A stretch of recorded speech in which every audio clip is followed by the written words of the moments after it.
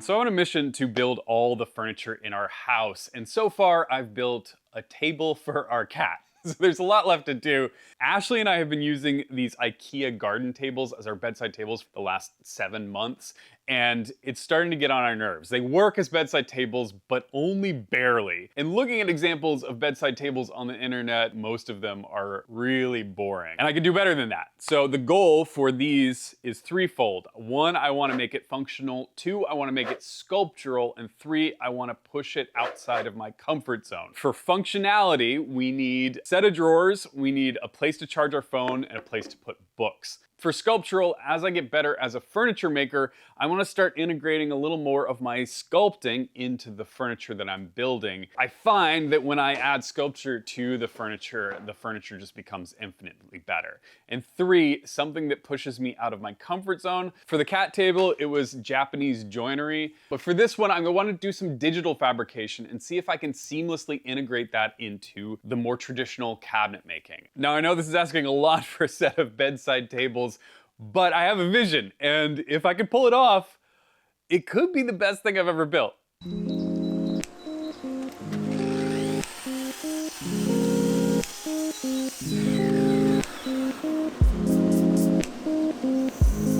The concept for these tables came to me in a dream, which I know is a little on the nose for bedside tables, but designing in my sleep is really not that uncommon for me and a lot of other makers I know. Dreams tend to be manifestations of what you're thinking about during the day, but can't fully piece together. I find that frequently they solve the problems that I need to solve for the next day, but I also get these ideas at like 4 o'clock in the morning, and I end up not being able to sleep because I'm too excited to get back into the woodshop. This dream was a little different though. Lately, I've been thinking about hiking and how I haven't gotten out this summer, and that's the reason that I moved to the Pacific Northwest. I've also had woodworking on the brain, more than usual, because since finishing the house, I really want to get back to my core goal of making furniture that tests the limits of the craft.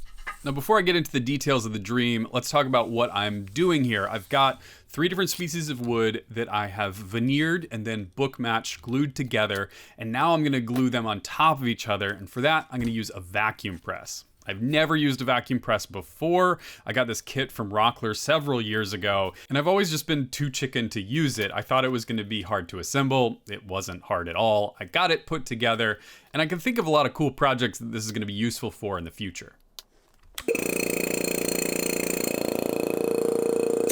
Once I got the vacuum working, I could pull out the bag, and this is made by a company called Roar Rocket. It's also available on the Rockler website, as well as an adapter that merges the two together. So in this dream, I pictured hiking along an eroded canyon with big oxbow river bends, but made of terraced earth like a topographic map. I was following these paths that meandered along the canyon, and they led me to bridges that spanned across the divide. As I explored it, it began turning into a furniture project where the canyon was wood and the paths inlaid and the bridges were finger pulls. The canyon drawer fronts made of different woods, and as you look deeper, it gets darker and more cavernous. So I woke up at 4 a.m., wrote it in my phone, and couldn't go back to sleep. This was the idea, this is the concept, and that brings us up to the present, where I'm making these terraced levels out of different species of wood. I've got oak, cherry, and then walnut, so they're gonna get progressively darker as I cut them away. The vacuum bag sat for about 3 hours as I waited for the glue to dry, and once I removed it from the bag, I was left with 2 perfect blanks to make my drawer fronts out of.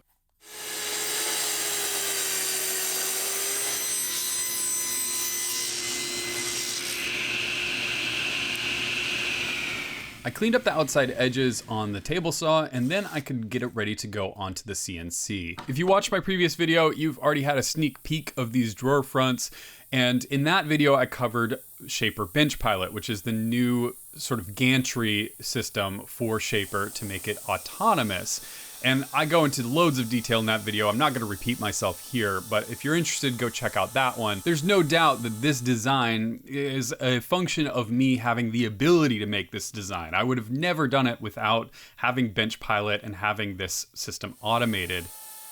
I think there's often a disconnect between creativity making and CNC and automation, and I personally am trying to get over that because CNC is here and there's lots of people using it, and it does make things possible that you could never make before. But I feel like it makes people think that the craft is cheapened by it, and I personally don't think that's the case. It just challenges you to design different and to get even more creative. My goal with this piece is not for you to think about how it was made, it's to create the vision that I've been working on in my mind, and if CNC is the right means to do it, which in this case it is, I am gonna fully embrace it. Only about half the story can be told in the wood shop. A lot of it happens here in Design Central. I started in my sketchbook drawing out a whole bunch of different designs, and when I landed on the form of erosion, the shape, the hard part was getting the pads in the right place. I wanted them centered over each drawer so that the drawers wouldn't bind.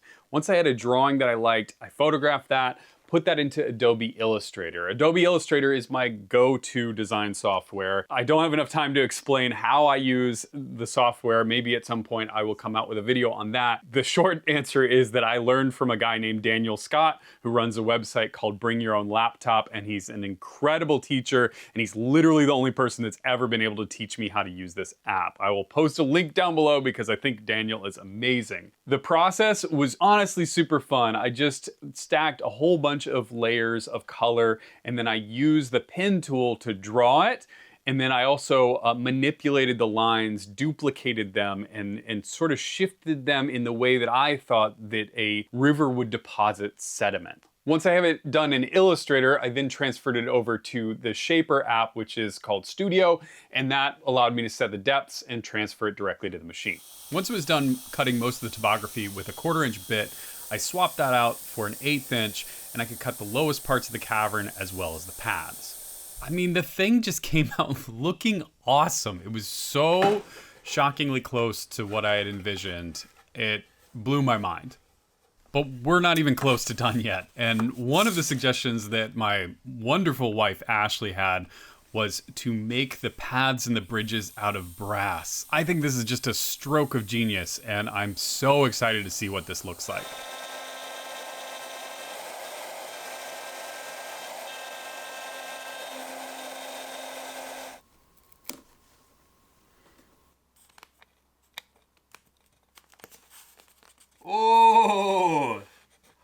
Oh, that's such a good fit. That's perfect.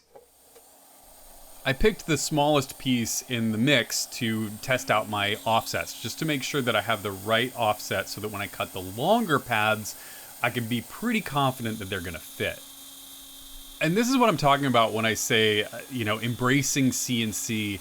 I couldn't make something like this without digital fabrication. I mean, maybe I could if I trained to use a coping saw and learn some metal smithing skills, but without like a year of training, this is an insane result. And I know I have a very well decked out shop beyond my own wildest imagination, but these tools are out there, and there are maker spaces and there are online companies that will cut this stuff for you, which makes the possibilities for a furniture maker pretty vast. Okay, so now let's see what it can do with 1/4-inch brass. This is gonna be for the bridges, and it's asking a lot of this machine. Brass is no joke. If you don't get your feeds and speeds right, it can clog up the bit, it can catch, and you don't want the router bit to go too deep too quickly. I thought I was being very cautious with the layers here, and I had it pretty well secured, but things went awry when I went to do the final pass. I could hear the tool vibrating a lot, and then all of a sudden, it caught.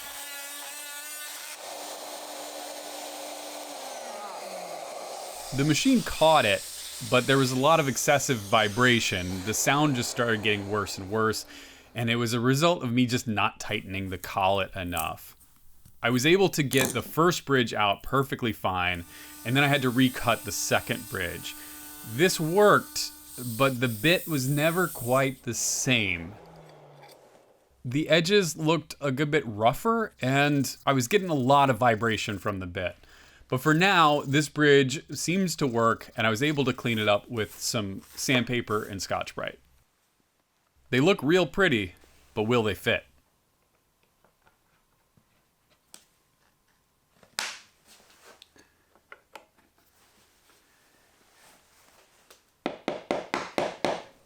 Not too shabby. I can't believe one of them actually clicked into place. Okay, so let's talk about the second drawer front. Now, shockingly, this idea hit me really late, that it would be cool if both cabinets connected together and all the erosion layers lined up. Now that made the design more complicated. I was just gonna do another sort of canyon for Ashley's side, but this was just too cool of an idea to pass up. It definitely made the design a lot more complicated because figuring out exactly how to connect these and how to add the paths and making sure the paths made sense and that the bridges were in the center took a little while. But eventually I got there, I figured it out, I had a design that I liked, I loaded it in the machine and started cutting.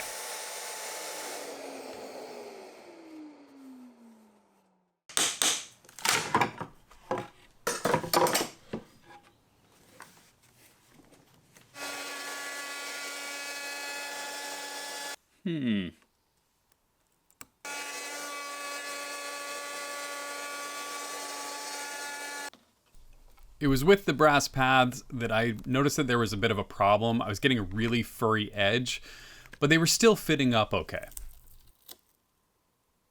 I pressed on and I kept cutting out more and more brass, and it was looking great.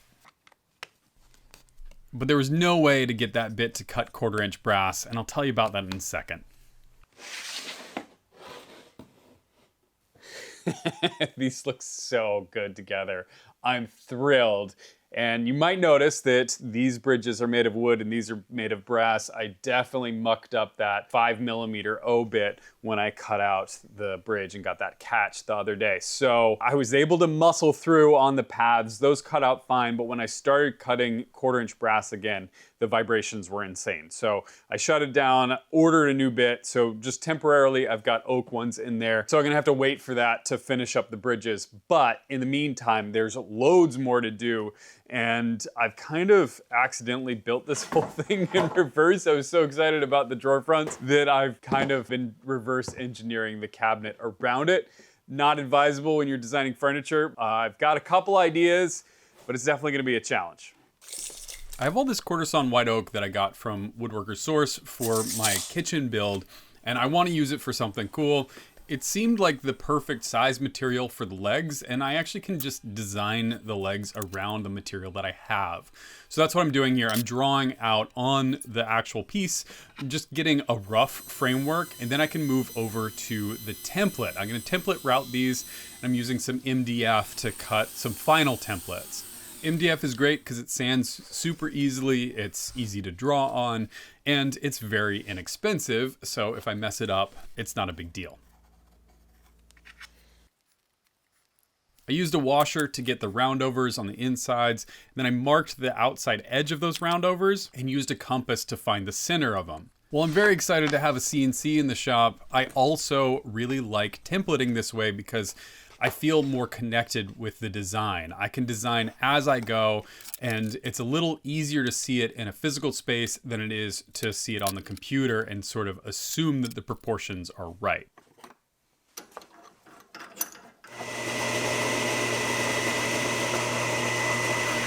When I saw the design all laid out, I realized that there was one section that was missing, and here's another good thing about using MDF, is it glues together really easily. So basically all I did was make a small piece that I can glue on to my other piece, and that's gonna add the bulk that I need.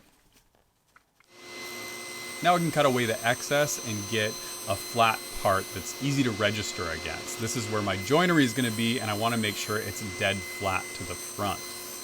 I cut it on the opposite side as well, and now I can cut a little bit of a taper. This is the Rockler tapering jig. I think this is one of the best jigs that they make. It's really good for sort of Danish modern style legs. All you have to do is line up the 2 lines that you want to cut through and lock the thing down, and it'll cut on that taper. It has a stop that it registers against, so if you wanted to batch out legs this way, you certainly could. But in my case, I only need to make one of these, but I do want some really flat edges. This is a slightly more advanced operation. I only recommend this if you're really comfortable with the table saw, but you can do plunge cuts if you raise the table saw blade into the cut, and this allows me to get that inside edge, and I can remove the rest of it at the bandsaw.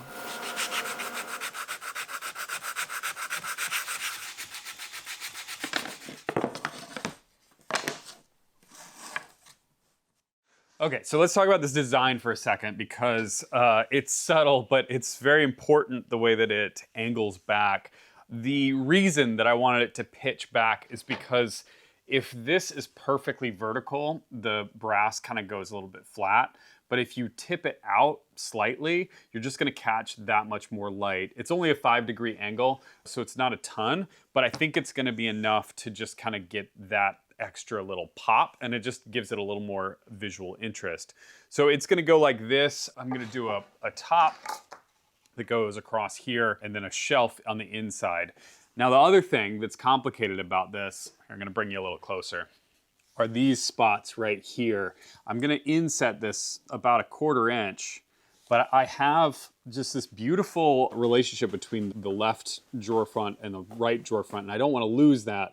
So I'm gonna carve out this area here. So it's really important to me that you get that erosion when you look at the front of the cabinet, and carving that away is not gonna be easy because not only do I have to carve it back to kind of match everything up perfectly, I need to match 2 cabinets together, and then I also have to find some way of getting the cherry and walnut in there that doesn't look weird. I'm not completely sure how I'm gonna do that, but first I'm gonna make a bunch of legs. I'm gonna make a couple extras, so I've got room to experiment. A hard-learned lesson from working in the wood shop is that you always make an extra set of legs. I cannot tell you how many times I have destroyed something and then I have to go through the whole milling process again. If you've got enough material, make 2 extra legs and you might end up with an extra side table in the end. So I roughed out all the pieces on the bandsaw and I just cut it to the Sharpie line. I like to use a Sharpie because it's wide enough that I can make sure that I'm not removing too much material. Then I double stick tape the template onto the first leg, making sure that the joinery side lines up. And sure enough, I should have stopped there, but I didn't, and yeah, that happened.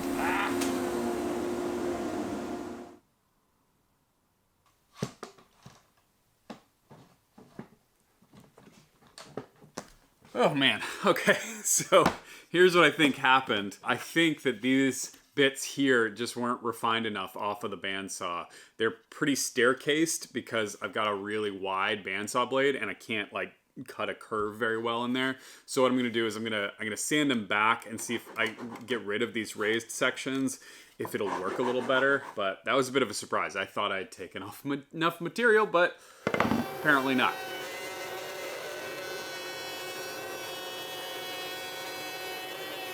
Refining those roundovers was definitely helpful, and I was able to get through a bunch of legs without a problem.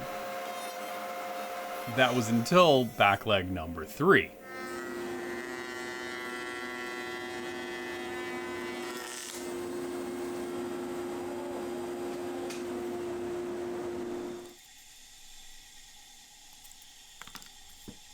Well, that one I think is toast, unfortunately. I actually stabilized it before with a bit of CA glue because I noticed that the grain was a little punky, but I just one little catch and it was gone. I've broken 2 of the back legs. I need to save one of these. I think that one's salvageable. This one's just a goner because I lost one of the chunks into the dust collector. So I got one more left to cut. Hopefully this one doesn't explode because it's the last one that I have.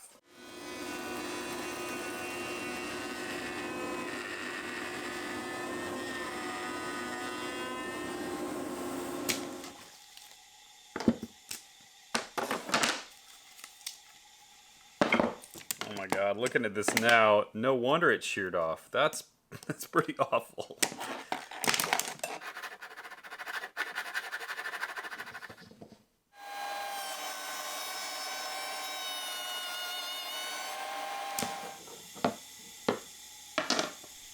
Thankfully, that drama is now over, and honestly, the leg, you can barely tell where the glue line is, so I call that a success. Next step was to do the cross pieces, and I was actually able to use the scraps from the legs, the extra ends, to make all the cross pieces as well. I cut those down to length, and then I can start in on the joinery. I'm going to be dominoing all these together, and for that I got to mark out each piece.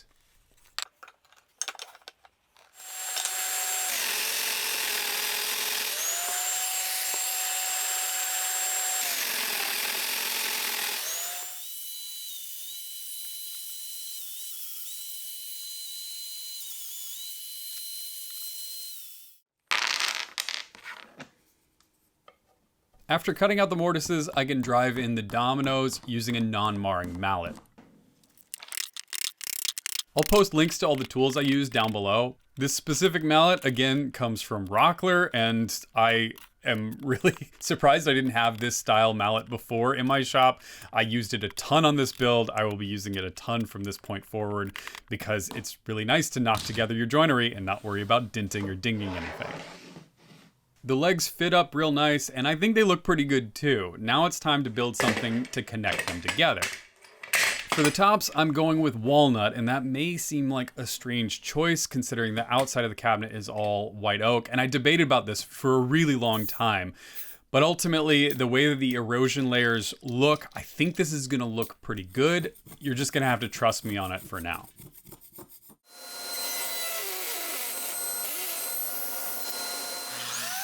I ripped down a strip of white oak and a strip of cherry and then cut those down to slightly wider than the tabletops. And now I can glue those onto the tabletop and they're gonna line with the topography of the drawer front below. This is going to connect all of it together. I'm gonna cut all the way through the top. It makes my job a little bit more complicated, but I think it's gonna be worth it in the end.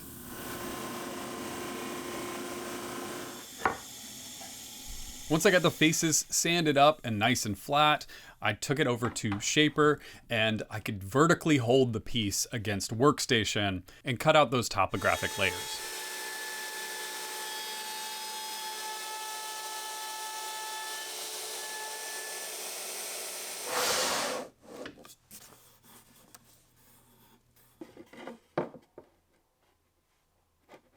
What? It doesn't line up. Why doesn't it line up? Oh, it's fine. I can cut this off and re-glue it. That's annoying. I wonder what I did. All right. Do it again. The challenge of this whole project is about alignment. Trying to keep things aligned has been really complicated, especially as I make more drawings for more parts and I have to remember where I've added or taken away a 1/4 inch. Okay, I got smart and I did a computer printout of this and I folded it over on my reference line. I moved the reference line up by a 1/4 inch because I'm pretty sure I just forgot about a 1/4 inch of extra room that I made in the drawing. So there we go. It lines up perfectly now, so now it should work. I'm surprised at how long it took me to realize it, but printing it out on the computer was the only thing that made this cabinetry work. While Shaper recut one of the forms, I cleaned up the other one, and as soon as it was done, I could swap the two panels.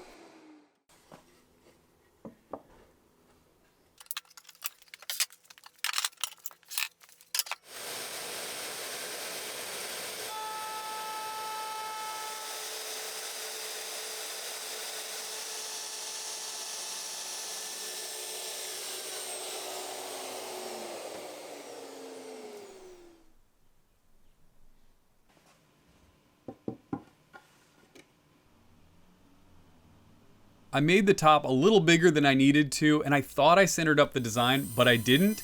But I still left an 1/8 on one side, which is lucky. I was able to trim it up, get it to the right size, And now I can look at this piece together and check the offsets, make sure everything's gonna work, and plan my next move so I can do the erosion layers through the legs. Okay, let's talk about this because it suddenly got really complicated. And that's because I want these two cabinets to meet up and have the erosion layers go all the way through both of them. And in order to do that, I need to go through the legs. And the problem is that the legs are solid oak and the drawer fronts have both cherry and walnut. So if I start eroding these layers, it's not gonna match up. So what I've done is I've traced out what I think I want, and I'm starting with the least important leg. I've traced out some lines around the outside where I think it's gonna go, and then I took tracing paper, traced over the top of that. I did it on both the front and the side where I have to put a cherry inlay in, and then I took that, I traced it on trace, brought it into the computer, and then redrew it in Illustrator to make sure that it was a little cleaner. So I'm reasonably confident this is gonna work. I do have one backup leg in case I screw this one up. But after this, I'm gonna move on to the middle two legs, which are gonna be twice as complicated, and I'll be flying without a net. There's no extra legs left, so fingers crossed. I spent a lot of time thinking about what I wanted this inlay design to look like, and I wanted it to kind of look like a deposit or something that geologically could be there. So I made this sort of cloud shape, something that looked somewhat natural. You're not really gonna see it from this side until you like open the drawer, but even still, I wanted it to look somewhat intentional. Once I got the plug in and let it dry, I could then cut the layers down from above. But this, like a lot of things on this build, didn't go to plan. All right, I've already stopped the cut because I was noticing it wandering a little bit down into this leg. I think that's because this corner is unsupported. So what I'm gonna do is I'm gonna slip a block in here so that there's a little bit more support. The next one I'll probably tape on a block on the outside, but this hopefully will get me through this cut and then we can reassess in the next one.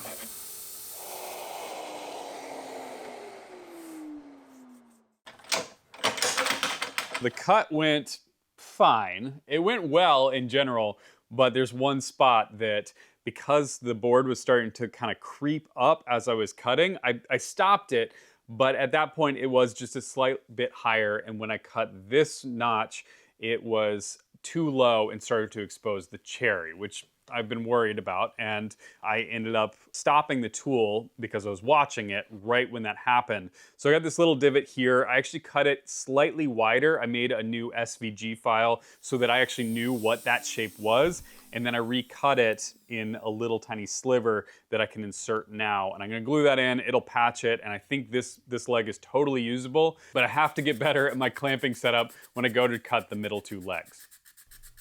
The middle two legs are what have been keeping me up at night because they need laser-like precision, and I need to make sure that the walnut and the cherry are perfectly aligned so it doesn't accidentally go too deep in the layers. And there's only an 1/8 inch between each layer. I drew, redrew, and drew this design again to make sure that I got it right. Once I started feeling mildly confident, I taped down the leg and started cutting out the core to be filled with the plug of both cherry and walnut.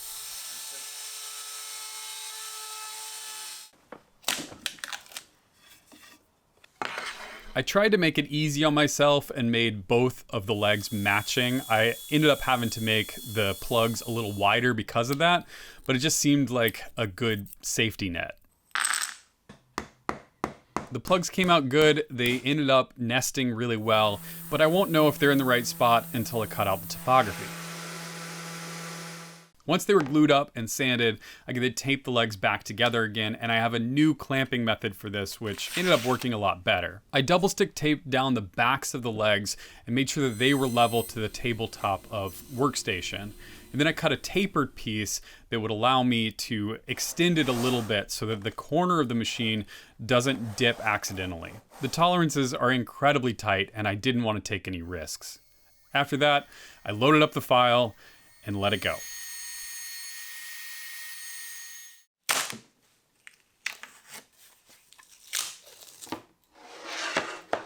It was a massive relief to see all those layers stacking up correctly, hitting the right marks inside of the inlay. So now I was set. The legs are CNC'd and now they can be glued together. When I cut them apart, I wrote down which leg they were from, so I was able to match up each pair so they came from the same board. And then I added in the cross pieces, glued them up, and hammered them home. Each leg assembly is going to get a rabbet that's going to receive a panel, and this panel is going to kind of fill in that blank area, and that's going to be done with veneered plywood. In order to set that in, I like to use a rabbeting bit with a bearing on top. This makes it super easy to cut it in, and all I have to do is trim the board to fit the hole. I lay the legs on top of a piece of Baltic birch plywood and trace around. I can then trim off the flat sides using a track saw and round over the corners using my oscillating sander. I take my time and sneak up on the fit so I can get that nice piston fit. For now, I'm gonna hold off on the veneering. I'm just gonna leave them as is because I gotta do a lot of fit up before I can assemble and glue up this cabinet. And if you remember my goals from the beginning, you'll remember that functionality was first. And at this point, I've barely even addressed that. And I need to find a good space to store books, but something that is going to kind of fit in thematically with what else I've built. I decided to use veneered plywood to build a shelf out of. I'm going to use some solid walnut strategically, but I don't want to have expansion and contraction issues with this because it's a very structural component. I cut out 4 panels that were the same width as the top, and then I edge banded 2 of them. I then milled in some rabbets on the sides of each panel and the bottom of the unedge banded panel. I then edge band that panel, extending that edge banding beyond the joint that I just cut.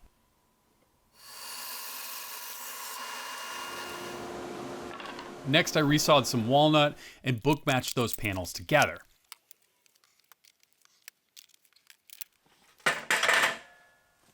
These will be the sides of the bottom shelf, and the bottom shelf is going to kind of reflect all that erosion. So I want to make sure that it matches the layers, which means that I'll trim it to the same shape as the legs, just inset from the front.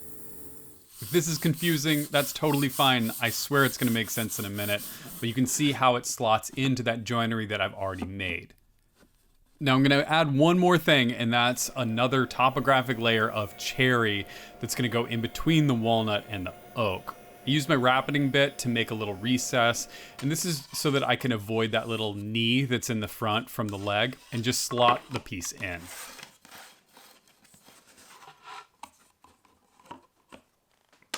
I use a 1/4 inch setup bar to trace out where I want this design to end up, and then I can cut it out on the bandsaw.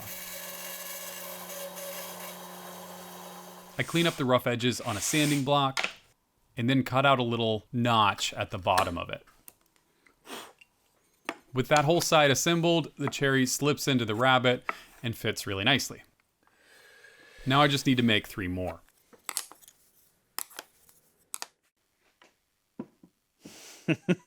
All right, it's really coming together now. I'm so excited, especially about these little erosion layers here. I think that was the right move. It's going to tie the whole thing together. The only thing is that they also need to be eroded. So what I'm realizing is that if I glue this thing together, I'm not going to be able to cut out those erosion layers. I'm going to probably have to do them manually, not on origin. But I don't know where this is going to sit in space quite yet, and I need to have this carcass together before I can start building the drawers. So what I'm gonna do is I'm gonna glue these 2 panels together, probably domino them into the sides of the cabinet, and then once those are held into place, hopefully I can figure out how to cut these out really precisely. While the lower shelf dries, I'm starting to domino in the top. And the domino has a setting that you can make a wider domino if you want to. I'm gonna use that to my advantage because the top is gonna expand and contract, and I made a wider slot at the back for a domino that I won't glue. It'll just be there to support the top. After that, the bottom shelf was plenty dry enough to do the joinery. I had to space it up off the table a little bit because now that I have those rabbets in there, The plywood is getting a little thin. It's essentially 1/2-inch plywood, but I was able to sneak a couple dominoes in and get them assembled.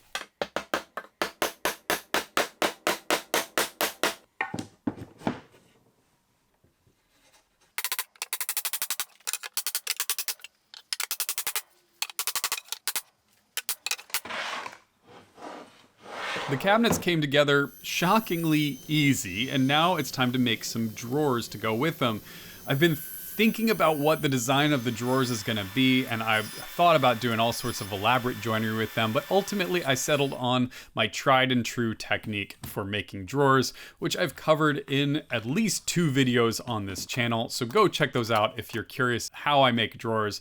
But it's essentially a rabbeted joint, and I found these incredibly strong. The only difference is I usually don't make them out of solid wood, and I wanted to make it out of solid wood because I need to have that bevel in there.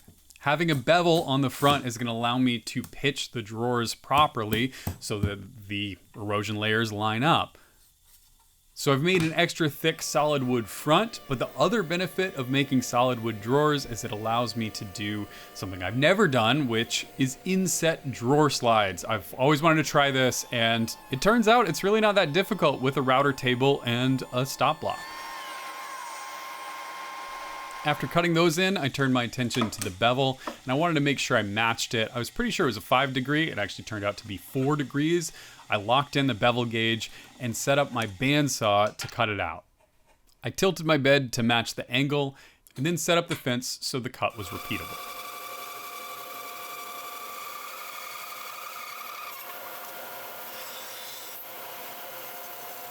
For the drawer slides, I took a couple pieces of white oak that I made slightly thinner than the width of that router bit I used and rounded over the front edge. It's now time to install the drawers, and I flipped the cabinet upside down, added a 1/2-inch spacer, and then the first drawer, and then another set of 1/2-inch spacers on either side, and inserted the second drawer.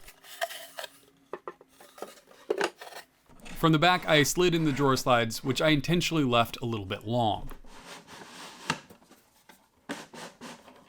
From the front, I carefully set the drawer face exactly where it needed to be and marked the length of the drawer slides on the back.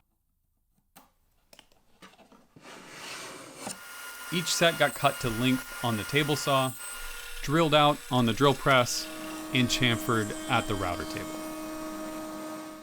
I use Bumblechutes shop wax to wax all the runners before I install them. In the past, I've installed runners and they've bound up, not because they were ill-fitting, but because there was too much friction. I made 2 jigs that were the right size for the runners and used those to stack the runners on top of as I screwed them in. This makes sure that the runners are in exactly the same place on both sides of both cabinets.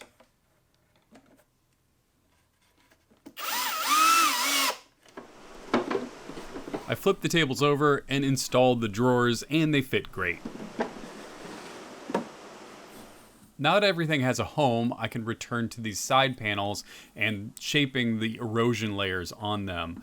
The left side of the first cabinet doesn't have anything, but the right side, now I can trace out exactly where I need those layers to sit. And it's at this point that I notice that there's kind of a problem. When I put that rabbet in, cherry now sits where the walnut is, and this is going to be really noticeable once I chisel through these layers. But I think I have a solution to this. It's not ideal, but I think I can make it work. I rough cut the topography on the bandsaw, and I also cut a rabbet in the back that I can then glue in a chunk of walnut. This isn't a perfect solution by any means, but it definitely looked better than if there was cherry back there. I cleaned up those layers with a carving knife, and then I can glue in the walnut behind it.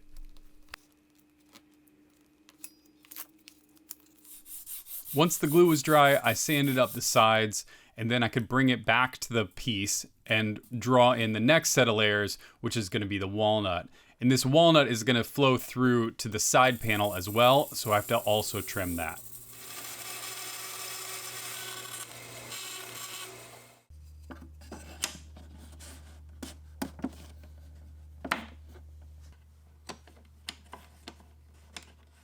I've been procrastinating so hard on this. I've been just staring at it for, no joke, hours?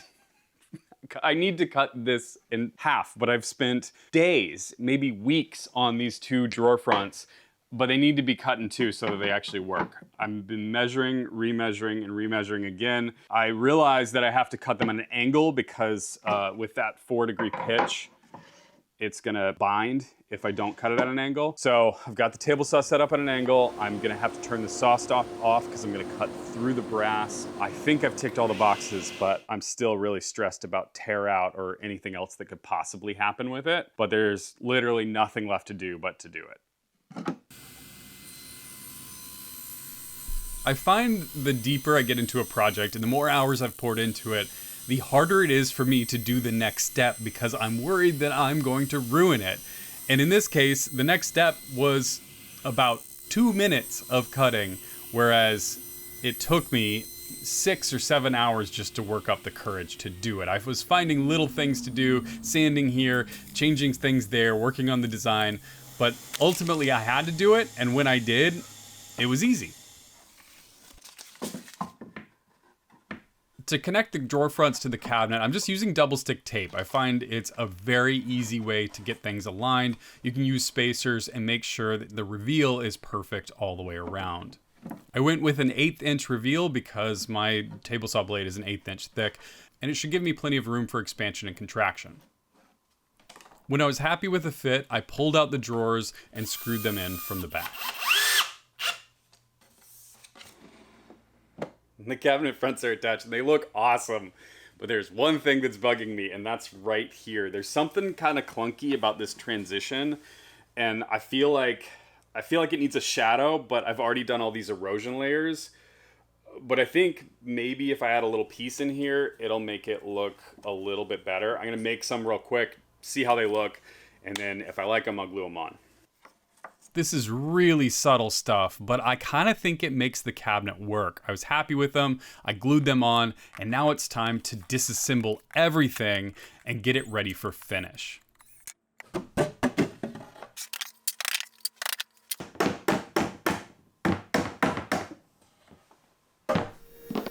I started by adding some roundovers to all of the legs, and this is going to give it just a more clean look and a little bit lighter of a look.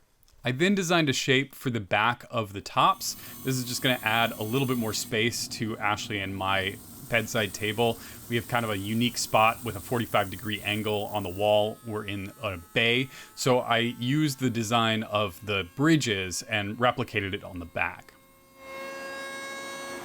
I still needed to veneer the panels, and I'm using peel and stick veneer that I have left over from the kitchen. This stuff is great. None of that toxic chemicals that you have to put a respirator on for that stink up your entire shop. It's more expensive, which is the downside, but it sure made this job easy.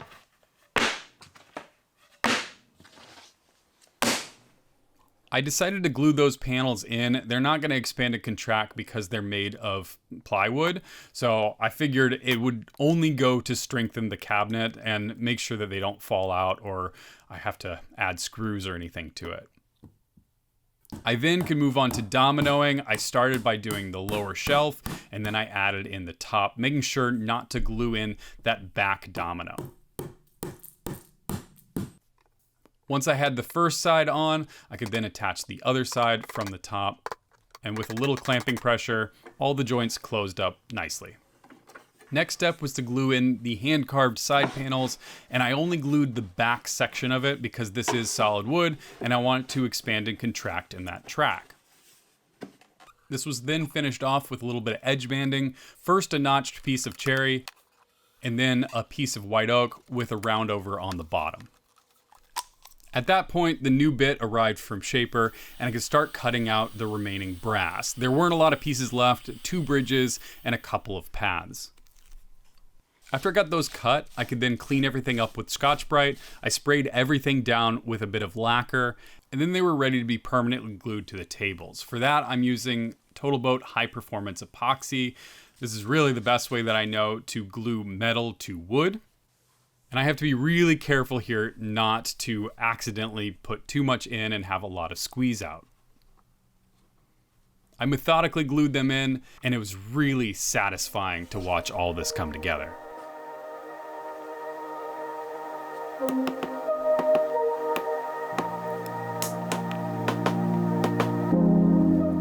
these pieces almost didn't get built because I thought they might look too much like a river table, and I was being held back because I said I would never build one of those. But I'm glad I pushed through, I'm glad I built this, and ultimately I think it became something completely of its own.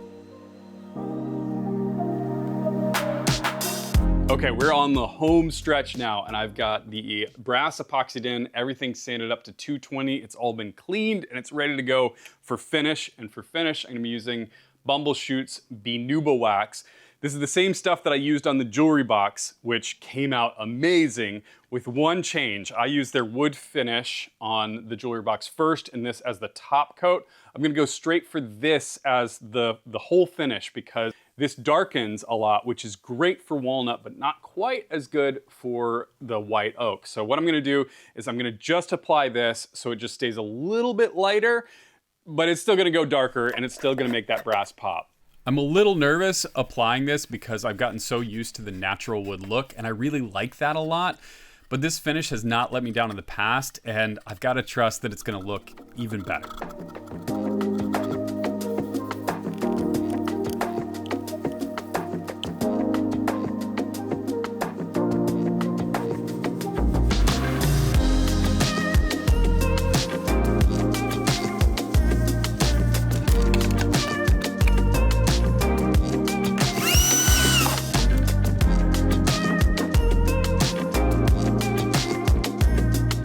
Real quick, before I show you the final results, I wanted to thank my Patreon supporters. Thanks, patrons. You guys are the best. And I wanted to talk about some new stuff that's happening on the Patreon, which I'm really excited about. For one, I'm introducing a new tier, which is the poster tier, and I'm gonna be designing limited edition prints to go with some of the pieces that I make. And the first one is gonna be of the topo table topography. This is gonna be limited to like 40 or 50 prints, and as soon as those are gone, they're gone, and I'm gonna design a new version of it. The second new thing on the Patreon is Patreon Live. I'm gonna be doing live sessions where I answer your questions about specific pieces. We're gonna focus on the topo tables for next month's live session, as well as George Nakashima's Soul of a Tree, and we're gonna talk a little bit about CNC design as well as Japanese joinery, going back to the cat table that I built. It's really fun. I'm super excited to have some new things happening on the Patreon. So join us over there if you haven't already, and let's get to those final results.